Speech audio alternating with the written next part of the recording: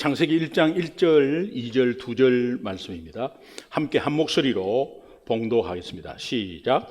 태초에 하나님이 천지를 창조하시니라. 땅이 혼돈하고 공허하며 흑암이 깊음 위에 있고 하나님의 영은 수면 위에 운행하시니라. 아멘. 한 번 더 읽겠습니다. 시작. 태초에 하나님이 천지를 창조하시니라. 땅이 혼돈하고 공허하며 흑암이 깊음 위에 있고 하나님의 영은 수면 위에 운행하시니라. 아멘. 아멘. 예, 하나님의 살아계신 말씀입니다. 우리가 지난 5월 1일 목요일부터 이 창세기 큐티를 시작했습니다. 평생에 창세기 큐티를 하기가 굉장히 힘듭니다. 절호의 기회가 왔습니다. 절대 놓치지 마시기 바랍니다. 평생에 한 번 올까 말까. 예, 이 창세기 큐티는 얼마나 중요한지 모릅니다. 제가 늘 생각하다가 못한 게 하나 있어요. 그게 뭐냐? 우리 창세기 강해 설교입니다. 창세기 강해 설교를 한다면, 만약에 제가 시작한다면 저는 소천할 때까지 해야 합니다. 그리고 제 은퇴가 늦어집니다. 거의 95세 정도. 창세기 강해라는 것이 여러분이 인터넷에 찾아보시면 창세기 강해가 1장부터 50장까지 있기 때문에 1장 하나만 전체 요약을 해하고 강해하더라도 50주가 걸립니다. 그러나 그것은 강해가 아닙니다. 이 창세기 1장에서 특별히 11장 안에 단어가 얼마나 압축해가지고 아예 컴팩트하게 된 단어들이 얼마나 많은지 모릅니다. 이것이 확 풀어가지고 계속해서 복음서에 나옵니다. 그러니까 이게 얼마나 중요한지, 그러니까 이걸 강해를 하기 시작하면 저는 이제 소천할 때까지 해야 합니다. 그래서 이걸 시작을 못하고 있다가 지금까지 시작을 못하는 거예요. 그러나 그것을 못하더라도 우리가 창세기 큐티가 전 교인으로 지금 시작이 됐으니까 일주일에 큐티 한 거에 대한 것만이라도 소중한 거 하나를 뽑아가지고 좀 나누자는 생각이 있습니다. 그래서 제가 다른 설교를 준비를 했습니다. 화요일 날. 뭔가 본문을 정하고 시작을 하다가 갑자기 큐티가 확 바뀌면서 5월 1일 날 창세기 큐티를 하면서 하나님이 저한테 새로운 깨달음을 주셨는데, 창조에 대한 새로운 깨달음을 주셨습니다. 그것은 시작에 대한 하나님의 주권이었습니다. 모든 것에는 시작이 있습니다. 우리 인생도 시작이 있고, 이민 생활도 시작이 있고, 유학도 시작이 있습니다. 대학 입학도 시작이 있습니다. 또 좁게 보면 오늘 하루도 시작이 있었습니다. 여러분은 이 모든 시작을 하나님이 주관하신다고 한번 생각해 본 적이 있습니까? 오늘도 하나님이 주일을 열었습니다. 내일 월요일을 열 것입니다. 열 때 하나님이 주관하시는 시작이라고 하는 생각으로 하루를 시작한 적이 있으십니까? 하나님이 시작하신 하루라면 나에게 그 하루가 주어졌습니다. 그러면 나의 하루도 하나님이 시작하신 것입니다. 믿으시면 아멘. 그러니까 나의 생명, 나의 일, 나의 공부, 나의 가정, 나의 자녀, 모든 것이 하나님이 시작하신 것입니다. 우리는 오늘 하루를 시작하게 하신 하나님께 정말 하나님이 허락하지 아니하면 오늘 하루를 맞이할 수 없습니다. 그렇기 때문에 하나님이 시작했다고 믿으니 이 하나님께 우선순위로 감사와 감격이 나와야 합니다. 왜? 곧 하나님의 창조에 대한 감사와 감격이기 때문에 그렇습니다. 창세기 1장 1절은 태초에 하나님이 천지를 창조하시니라. 이 선언으로 성경이 시작되지 않습니까? 이 말씀은 하나님의 모든 창조를 한 구절로 압축하여 함축된 말씀이에요. 하나님이 시작의 주인이시고 역사의 주인이심을 밝히는 출발점입니다. 태초에 하나님이 천지를 창조하시니라. 창세기의 큐티 시작을 통해서 저와 여러분의 믿음 생활이 더욱더 새 창조가 날마다 일어나기를 주님의 이름으로 축원합니다. 지난 목요일 아침 창세기 1장 1절을 딱 읽는 순간, 처음 예수 믿고 성경을 펴서 창세기 1장 1절을 읽었을 때 그때의 느낌이 오면서 가슴이 뭉클해졌습니다. 아, 그렇지. 내가 예수 믿고 창조에 대한 감사로 눈물 흘린 적이 있지. 그래, 맞아. 하나님이 내 인생 그리고 내 신앙을 시작하셨지. 그동안 창조에 대한 감사를 놓치고 살았구나. 감사를 놓치고 살았던 그 영역들을 회개했습니다. 그리고 다시 결단하는 거죠. 하나님이 나의 남은 인생과 우리 가족과 우리 성도들을 계속해서 새롭게 창조하시겠구나. 이제부터 창조에 대한 기대와 감사를 놓치지 않아야지 결단하는 시간이 되었습니다. 1절 말씀과 맥을 같이 하는 것이 장로교의 사도신경이 있습니다. 이 첫 구절이 어떤 구절이죠? 전능하사 천지를 만드신 하나님 아버지를 내가 믿사오며. 전능하사 천지를 만드신 하나님 아버지. 창세기 1장 1절과 사도신경의 첫 구절에서 겉으로 드러나지 않는 창조에 대한 어마어마한 의미가 있습니다. 그 단어를 깊이 파고 추적하고 계속해서 그 단어에 대한 히스토리라 그 단어에 대한 의미를 묵상하면 엄청난 것이 여기 들어가 있습니다. 우리가 믿음의 눈을 가지고 생각해 볼 것이 두 가지가 있습니다. 첫 번째는 창조에 나타난 6개의 특징들이 있어요. 첫 번째는 무한한 다양성이에요. 여러분, 각기 종류별로, 식물은 식물대로, 동물은 동물대로 각기 종류별로 얼마나 많은 것들이 존재합니까? 무한합니다. 그리고 무한한 아름다움이에요.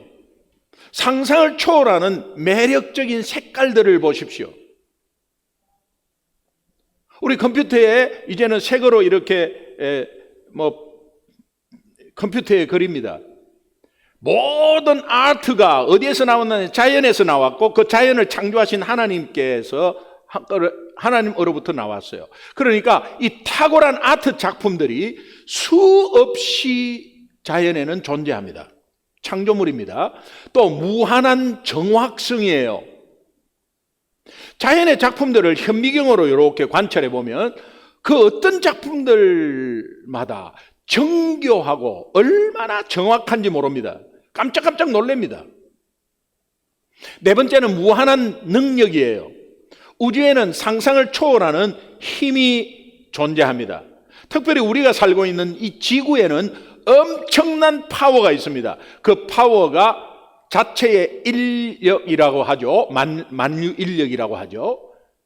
다섯 번째, 무한한 질서입니다. 우리는 상상할 수 없는 질서와 조화를 이루고 있습니다.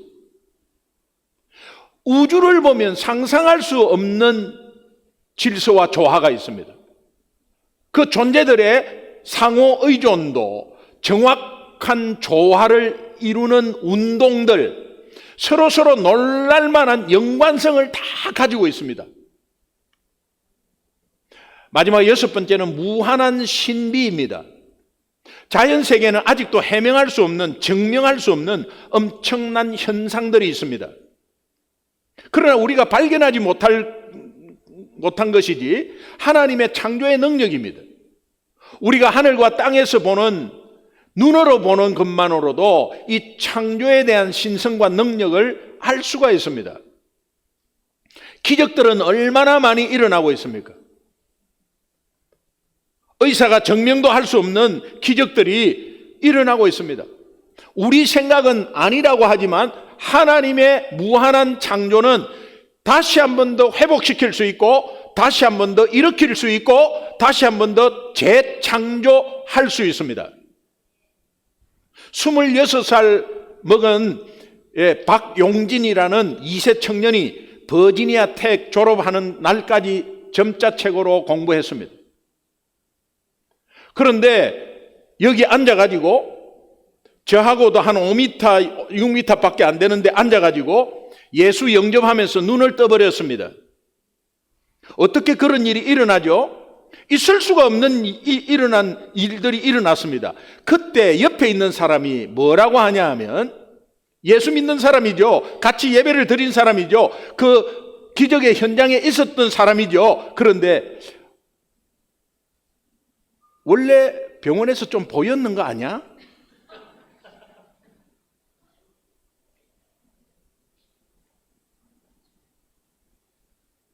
설명을 할 수가 없습니다. 그러나 저는 뚜렷이 기억합니다. 까만 눈동자가 커지고 있는 것을. 오늘 우리는 우리 몸속에 어떠한 일이 일어날지 모릅니다. 각 부분 장기마다 여러 수백 개의 질병들이 들어가 있고 일어날 예상 가능성이 있습니다. 그리고 우리 몸 전체는 암 종류가 4,000개래. 이거를 우리가 지금 알지 않고 있는 것 자체가 기적이고, 또 그것이 왔다 하더라도 하나님의 창조물이니 하나님이 만드셨으니 하나님께 의지하고 그 하나님의 신비와 능력을 믿으면 고침받을 줄 믿습니다. 따라서 우리는 이 모든 창조 사역이 우리를 위한 하나님의 사랑임을 볼 수 있어야 합니다. 처음부터 확 짝 스프라이즈 이렇게 한 게 아니고 점진적으로 조금씩 정확하게 계속해서 해나가다가 나중에 우리 인간을 창조해서 쫙 내보이면서 내가 이거 너를 위해서 했다는 거예요. 오늘도 하나님이 여건 환경 다 주장하시고 또 다 여건 환경을 주장하셔서 오늘 하루도 짠 우리에게 하루를 주시면서 너를 위해서 하루를 시작했다는 거예요. 하나님이 만드셔서 우리에게 선물로 주신 하늘과 땅을 바라보면서 그것을 창조하신 하나님을 바라볼 수 있어야 합니다. 보이지 않는 하나님께서 다시 한번 보일 수 있도록 우리에게 사랑을 주셨는데 그것이 곧 예수 그리스도입니다. 예수 그리스도를 통해서 하나님을 볼 수 있게 하셨고, 그 예수 그리스도의 십자가 사건을 통해서 우리에 대한 하나님의 사랑을 확정시켜 주시면서 볼 수 있도록 하셨습니다. 그 사랑에 우리가 감사하고 감격해야 된다. 이것이 곧 창조에 대한 감사예요. 요한복음 1장 1절 14절 보면 태초에 말씀이 계시니라 이 말씀이 하나님과 함께 계셨으니 말씀이 곧 하나님이다. 이 말씀이 하나님이신 그 말씀이 육신이 되어 예수 그리스도로 이 땅에 오셔서 육신이 되어 우리가 그 가운데 거하게 되고 그 육신이 되어서 우리의 그 영광을 우리가 보니 하나님의 은혜와 진리가 충만하더라. 예수 그리스도와 함께 하신 이 말씀이 곧 하나님이시고 이 말씀이 우리에게 주어졌습니다. 믿음의 눈을 열고 말씀에 귀 기울이고 그 말씀을 믿고 순종하게 되기를 주님의 이름으로 축원합니다. 창조에 대한 의미에 대해서 우리가 믿음의 눈을 가지고 두 번째로 생각해 볼 것은 역사의 시작은 하나님이다 하는 겁니다. 이 말은 하나님으로부터 모든 것이 시작되었다. 구약 성경은 오실 예수님에 대해서 말씀하셨습니다. 신약 성경은 오신 예수님에 대해서 말씀하셨습니다. 그러니까 성경은 모두 예수님에 대한 이야기입니다. 예수님에 대한 이야기를 우리는 His Story라고 합니다. 이것이 성경의 진리를 아는 사람이 His Story를 His Story로 바꾸었습니다. 역사라는 이 단어가 예수에 대한 것이다 이 말이에요. 예수 중심으로 돌아간다는 것. 곧 역사의 시작과 끝은 하나님이시다. 시작과 끝, 처음과 나중, 알파와 오메가 예수 그리스도이십니다. 요한복음 1장 13절에 보면 만물이 그로 말미암아 지은 바 되었으니 지은 것이 하나도 그가 없이는 된 것이 없느니라. 성경은 하나님에 대해서 이 같은 내용을 계속해서 반복해서 우리에게 말씀해 주십니다. 하나님 없이는 아무것도 존재할 수 없다. 다시 말하면 하나님 없이는 오늘 한시라도 우리가 존재할 수 없다. 하나님 없이는 움직이는 것조차도 움직일 수도 없다. 하나님 없이는 먹을 수 없다. 하나님 없이는 아무것도 없다. 하나님 없이는 우리 가족 존재하지 못하고 하나님 없이는 내 자신의 일도 존재하지 못한다. 이 믿음이 예수 믿는 믿음이에요. 따라서 우리의 하루하루도 하나님이 창조하신 최고의 선물이다. 또한 우리 인생 또한 마찬가지 하나님이 창조하신 선물이다. 그러므로 하나님의 손에 우리 모든 삶을 맡기는 것은 자연스럽고 당연한 것이다. 왜? 우리 인생의 시작과 오늘 하루의 시작이 하나님이시기 때문입니다.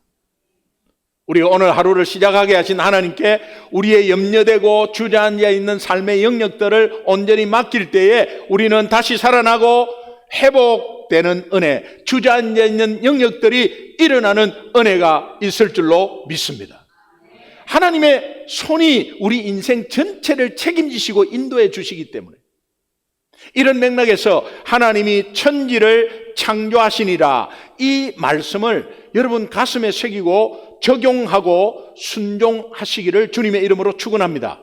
창세기 1장 1절에 태초에 하나님이 천지를 창조하시니라. 이 말씀이 믿어지십니까? 이 말씀이 믿어지면 다 끝난 거예요. 이 말씀이 믿어지면 모든 말씀이 믿어지고 십자가의 죽음과 부활은 그저 그냥 받아들여지게 되고 내 가슴에 와 닿게 됩니다. 저는 예수 믿은 지가 34년 됐습니다. 34년 전에 대학 시절, 청년 시절 다 골수 불교로 지냈습니다. 불교 회장했습니다. 4학년 때. 그러다가 예수 옛자, 교회 교자 모르다가 33살 때 처음으로 예수 믿었습니다. 교통사고로 병원에 입원하고 있을 때 예수님을 영접하고 하나님을 더 알고 싶어서 성경을 읽기 시작했습니다. 예수 믿지 않을 때는 도대체 성경이 무슨 내용이길래 저 예수쟁이들은 저렇게 미친 듯이 호들갑을 떠나? 일단 내가 한번 어떤 내용인지 한번 알아보자. 그래, 구약 성경은 좀 어려울 것 같고, 근데 누가 어렵다고 이야기도 안 했어요.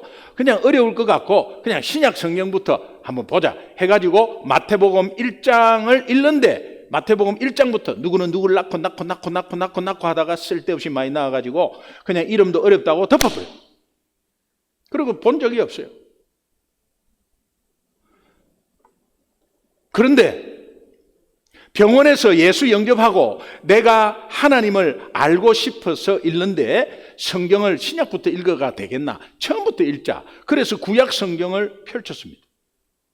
1장 1절을 딱 읽는데 1장 1절에 태초에 하나님이 천지를 창조하시니라 하는 그 말씀 한 구절에 성령께서 깨닫게 해주신 것 같아요. 아무것도 몰랐어요. 아, 그렇구나. 이 세상 모든 것이 하나님이 만드셨구나. 그렇다면 나도 우리 가족도 내가 하는 사업도 다 하나님이 시작하게 하셨구나. 하나님의 지혜입니다, 이게. 예수 오래 믿은 사람도 알 수 없는 이것을 예수 처음 믿고 나서 그 눈을 열어주셨어요. 그것은 내 마음에 딸린 거예요. 여러분이 온전히 마음만 확 열면 언제든지, 그래서 나중된 자가 먼저 되고 먼저 된 자가 뒤로 쳐져 버리는 거예요. 하나님의 창조에 대한 감사가 새롭게 느껴지고 얼마나 눈물을 흘렸는지 모릅니다. 저는 눈물 별로 없는 사람이에요. 굉장히 독한 사람이었어요. 예, 눈이 원래 작고 아주 지금도요, 저를 그냥 겉으로만 딱 보면 굉장히 날카롭고 좀 무섭다고 그렇게 이야기해요. 실제로는 굉장히 부드러운 사람인데요. 예. 사관생도의 머리가 지금도 그대로, 지금까지도 그대로야. 그럼 어쩔 수 없는 거예요, 이 몸은. 예. 그런데 제 삶이 그게 눈물 흘렸다고 끝나는 것이 아니라 제 삶이 바뀌어 버리는 거예요. 어떻게 바뀌게 되느냐? 처음에는 이래도 감사, 저래도 감사, 막 감사가 나오기 시작했어요. 태초에 하나님이 천지를 창조하시니라. 태초에 하는 것이 여기에 히브리어로 베레시트라는 말이에요. 베레시트. 이 단어가 엄청난 단어예요. 하나님이 창조를 시작함으로써 인류 역사의 출발점이다, 이런 뜻입니다. 모든 시작은 하나님으로부터 하는 것이다. 베레시트. 태초에 in the beginning 이런 뜻, 그냥 그런 겉의 뜻이 아니에요. 너무 표현이 많은데 할 수가 없어서 in the beginning, 태초에 이렇게 하는 거예요. 영원전의 사건을 다루는 것이 아니라 우주와 인류의 탄생 시점부터 시작되는 역사의 시작이다. 베레시트. 구약에 나오는 여호와라는 단어 있지 않습니까?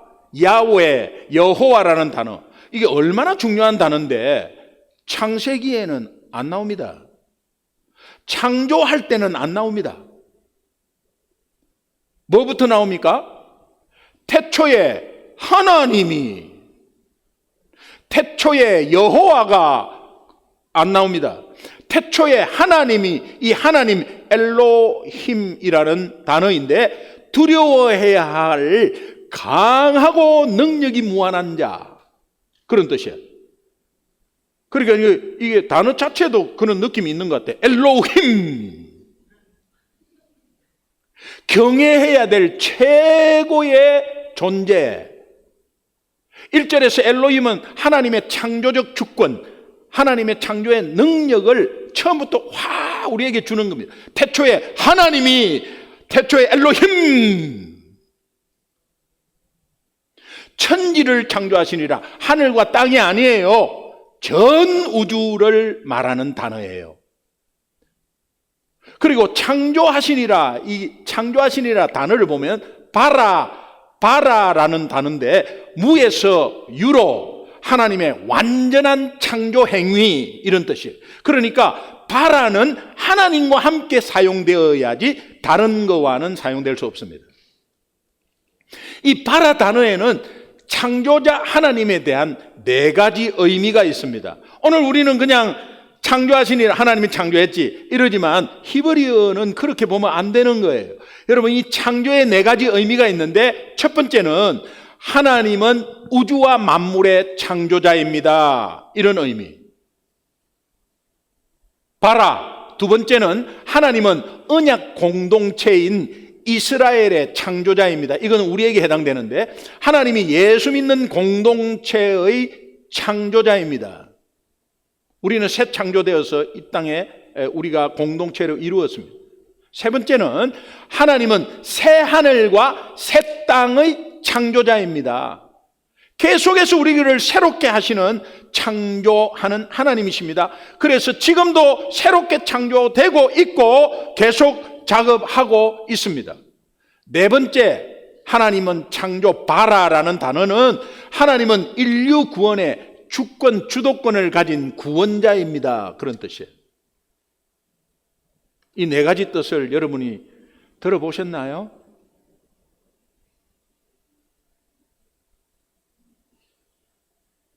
바라, 창조하다는 단어는 우리를 영육간 살리시고 회복시키는 새 창조, 다시 말하면 구원과 부활의 의미가 신약에서 확 펼쳐지는 거예요.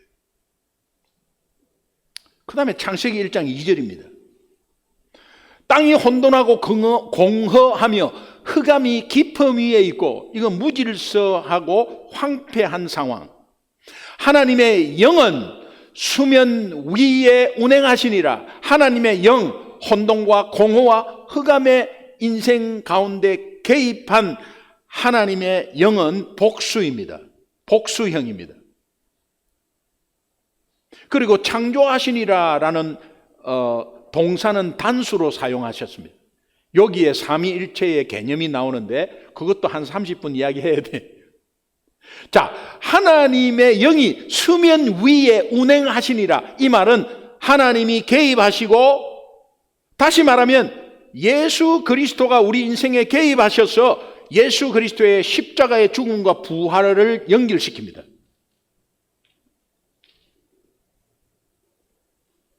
구약은 따로 구약은 신약과 다르다 아니에요. 구약 성경이 신약 성경과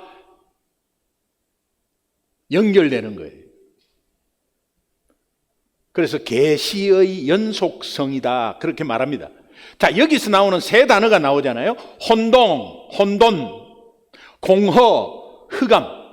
영적으로 소망이 없고 마음이 텅 빈 상태, 목적 없이 살아가는 인생.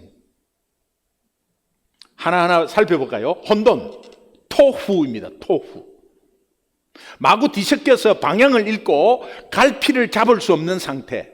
따라서 혼돈하고 하는 것은 하나님께서 창조하신 지구의 생명체가 그 당시 처음에는 살 수 없는 상태였다는 거예요. 그 다음에 공허는 보후입니다. 보후. 아무것도 갖춰지지 않는 적막하고 텅 빈 상태. 눈으로 볼 수 있다면, 우리가 예를 들자면 토기를 본다면, 비유한다면 토기, 도자기를 비유한다면 아직 도자기가 만들어지지 않는 이전에 반죽된 상태. 반죽된 상태는 토기 자체와는 전혀 관계가 없죠. 무가치한 상태예요. 따라서 혼돈하고 공허하였다라는 이 의미는 뚜렷하고 조화로운 모습을 갖추어져 있지 않고 굉장히 무질서하면서 텅 빈 상태다. 흑암. 이것은 단순히 빛에 반대되는 어두움의 개념이 아닙니다. 창조 이전에 아무것도 볼 수 없는 캄캄한 상태를 말합니다. 그런데 여기서 이렇게 흑암이 깊음 위에 있고, 이 말이 무슨 말이냐 하면 이거는 굉장히 함축돼서 그냥 성경에 이렇게 줄여서 한 말입니다. 흑암이 깊음 위에 있고, 이것을 의역하면 어둠이 깊은 물 위에 뒤덮여 있고 그런 뜻입니다. 왜냐하면 깊음이라는 단어에 태흠이라는 단어입니다. 이 태흠이라는 깊음이라는 단어는 깊은 바다, 지하수에 물이 엄청 많은 근원, 이런 뜻입니다. 그러면 이는 창조된 원시 형태의 지구가 온통 물과 같은 유동체로 덮여 있었다는 겁니다. 이 과학에서 증명이 됐습니다. 덮여 있었다는 겁니다. 그래서 사면에는 칠흑 같은 어둠만 있다. 그래서 어둠이, 흑암이 깊음 위에 있고, 혼돈과 공허와 흑암의 대표적인 삶의 모습이 있는데, 예수님이 여러 비유를 하셨지만 누가복음 7장 12절의 장면입니다. 우리 함께 한번 읽어보시죠. 누가복음 7장 12절입니다. 같이 시작. 성문에 가까이 이르실 때 사람들이 한 죽은 자를 메고 나오니 이는 한 어머니의 독자요 그의 어머니는 과부라. 그 성에 많은 사람도 그와 함께 나오거늘. 이 장면은 과부의 독자 아들의 장례 행렬이에요. 다시 말하면 이 독자의 어머니는 남편도 죽었습니다. 하나밖에 없는 아들도 죽었습니다. 그 상황에서 입장 바꿔 생각해 보십시오. 살 맛이 없습니다. 살 소망 완전히 끊어졌을 겁니다. 제가 교통사고 날 때 나만 믿고 따라와. 세상에 나만 믿고 따라와. 열심히 성실하게 살면 돼. 남에게 피해 끼치지 않고 나 열심히 성실하게 살면 돼. 내가 열심히 할 테니까 나만 믿고 따라와. 그리고 나만 믿고 따라오다가 상대방 중앙선 넘어가고 받아버렸어요. 피투성이의 의식이 하나도 없어. 그럴 때 병원으로 실려갔을 때 제 생각은 우리 가족 중에 3명 중에 1명이라도 이 세상을 떠난다면 나는 이 세상에 살 가치가 없다. 그래서 제 스스로 목숨 끊을 생각을 딱 하고 있었어요. 아무 재미가 뭔 죄인으로 그 죄책감으로 어떻게 살아가겠어? 그런 거와는 비교가 안 되는 상황이었죠. 또 저기는 그녀의 삶이 얼마나 힘들고 고통스러웠겠나 짐작할 수 있습니다. 이제 이 여인에게 인생을 살아갈 아무 희망도 목적도 힘도 없어졌습니다. 어떻게 하다가 저 여인의 인생이 저렇게까지 꼬여버렸나? 그야말로 혼돈과 공허와 흑암의 인생입니다. 제가 여기에서 질문 하나 드립니다. 여러분이 예수 믿고 있다고 하는 여러분의 현실적인 삶의 모습이 어떻습니까? 매일 허락된 창조의 질서 가운데 주님이 주시는 참만족과 기쁨으로 살고 있습니까? 아니면 돈 문제 때문에, 어떤 문제 때문에, 어떤 때는 막 다 포기하고 싶고 너무 힘들고 어려워서 좀 포기하고 내려놓고도 싶고 나 이제는 뭐 그만하고 막 그냥 그런 때가 없습니까? 아마 창조 질서 가운데 주님이 주시는 참만족 기쁨으로 살고 있는 그렇지 못한 시간이 더 많았을 거야. 똑같지는 않지만 지금의 내 모습이, 오늘 우리의 모습이 이 여인의 모습과 흡사하지 않겠나? 어느 한 영역이라도 우리의 영적 상태가 신앙의 모습을 솔직하게 한번 이 말씀에 비추어서 돌아봤으면 좋겠어. 정신없이 분주하게 다람쥐 쳇바퀴 돌듯이 매일매일 살아가면서 복잡한 삶 속에서 방향을 잡지 못하고 혼란 가운데 머리 복잡하고 그러면서 지내고 있는 한 주간은 아니었나? 예수 믿으면서 그렇게 지내면 바보입니다.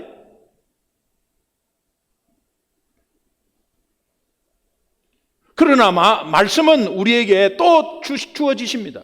우리가 허함과 채워도 만족감이 없는 공황장애 이런 것들, 앞이 안 보이는 캄캄하고 답답한 이 흑암의 시간들이 우리에게는 있었습니다. 앞으로 인생에 또 올 겁니다.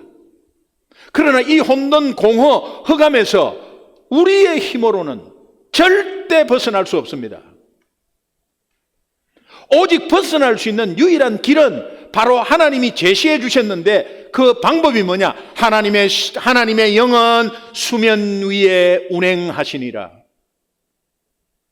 살리고 회복시키는 사역이 시작된 겁니다. 하나님의 영, 루아흐 엘로힘, 루아흐 성령을 말합니다. 천지 창조 때부터 이 삼위 하나님께서 서로 협력해서 사역했다는 것을 암시하고 있는 구절인데, 성령이 운행하시니라. 운행하다는 거예요. 라하프라는 이 단어는 원뜻은 알을 품다. 같은 맥락으로 사용된 대표적인 성경 구절이 하나 있습니다. 그게 신명기 32장 11절 말씀입니다. 우리 함께 천천히 읽겠습니다. 같이 시작. 마치 독수리가 자기의 보금자리를 어지럽게 하며 자기의 새끼 위에 너풀거리며 그의 날개를 펴서 새끼를 받으며 그의 날개 위에 것을 엎는 것 같이, 마치 독수리가 자기의 보금자리를 어지럽게 하며 보금자리를 그 큰 날개로 하니까 자기의 새끼 위에 너풀거리며 하는 것을 라하프, 새끼 위에 운행하시며 그의 날개를 펴서 새끼를 받으며 그의 날개 위에 그것을 엎는 것과 같다. 너풀거리며 라하프 운행하시니라와 같은 단어입니다. 마치 둥지에서 새가 새 생명의 탄생을 기대하면서 그 어미가 알을 소중히 감싸서 품고 있는 것처럼 하나님께서 자기의 형상대로 지음받은 하나님의 자녀를 깊은 사랑으로 포근하게 소중하게 품고 돌보시는 것을 의미합니다. 오늘도 하나님은 우리를 품고 돌보시는 줄로 믿습니다. 마치 어미 독수리가 새끼 위에서 날개를 퍼덕이며 새끼를 보호하는 것처럼 하나님이 우리의 혼돈과 공허와 흑암의 인생 위를 운행하시면서 그 운행하는 것으로 인해서 혼돈과 공허와 흑암의 상태가 질서와 만족과 밝은 상태와 참만족으로 회복된다는 의미, 이것이 하나님의 약속이에요. 여러분의 삶 속에서 머리가 복잡하고 혼돈할 때, 혼돈스러울 때 하나님의 영이 여러분 혼돈 위에 운행하심으로 회복되는 역사가 있기를 주님의 이름으로 축원합니다. 여러분의 인생에 허한 공허가 올 때, 내가 이렇게 노력했는데 이것밖에 안 되나, 너무 힘들다 진짜, 언제까지 해야 되나 하는 허무함이 올 때 하나님의 영이 여러분의 인생 위에 운행하시는 역사가 있게 되기를 주님의 이름으로 축원합니다. 예수 믿는 자는 운행하게 돼 있어요. 여러분의 인생에 흑암이 닥쳐왔을 때, 한치 앞을 못 내다보고 너무나 답이 없고 깜깜했을 때 하나님의 영이 여러분의 인생 위에 운행하는 역사가 있기를 주님의 이름으로 축원합니다. 누가복음 7장 12절에 인생의 혼돈과 공허와 흑암 속에서 헤매이는 이 여인의 인생에 하나님의 영이 그 여인의 인생 위에 운행하시게 됩니다. 다시 말하면 예수님의 개입으로 인해서 하나님의 영이 운행하시는 것을 상징적으로 보여주는 장면이 나오는데 13절, 14절, 누가복음 7장 13절, 14절 함께 읽겠습니다. 천천히 시작. 주께서 과부를 보시고 불쌍히 여기사 울지 말라 하시고 가까이 가서 그 관에 손을 대시니 맨 자들이 서는지라. 예수께서 이르시되 청년아 내가 네게 말하노니 일어나라 하시매. 하나님이 우리 인생을 너무나 불쌍하게 보셨습니다. 예수 없는 인생, 나이 젊음으로 해결하지 못합니다.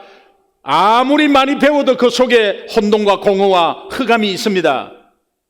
머리 IQ가 좋고 좋은 대학 나오고 영어 잘해도 마찬가지고, 권력이 많아도 마찬가지고, 대통령이 돼도 마찬가지고, 거기에 흑암과 공허와 혼돈이 있습니다.